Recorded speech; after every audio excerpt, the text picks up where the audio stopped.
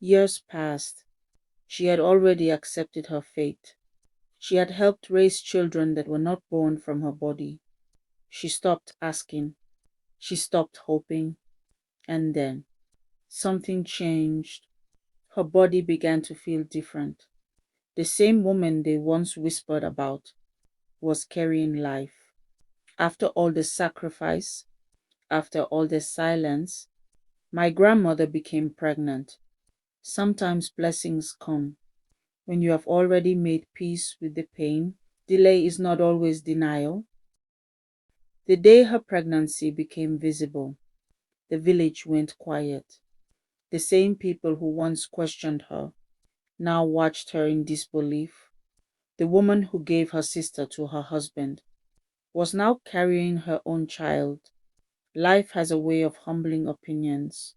She did not celebrate loudly. She did not remind anyone of their words. She simply continued being herself, graceful, calm, strong.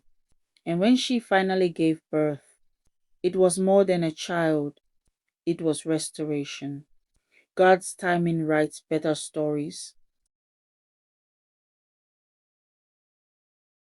She had already learned how to mother children who were not hers.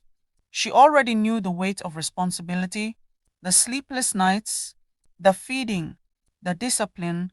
But when her own child was placed in her arms, something shifted, not because she loved this child more, but because this child carried her long waiting tears. She became a mother twice, first through sacrifice, then through birth.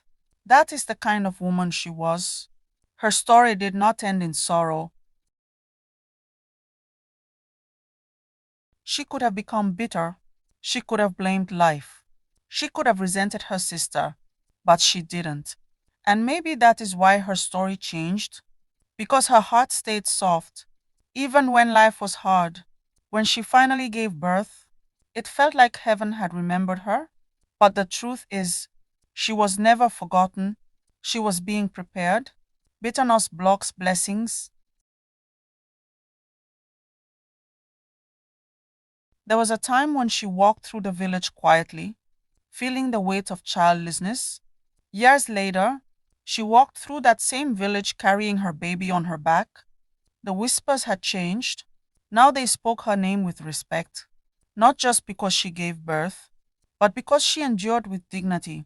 Her life teaches me something powerful. Your lowest season is not your final chapter. My grandmother's story did not end in shame.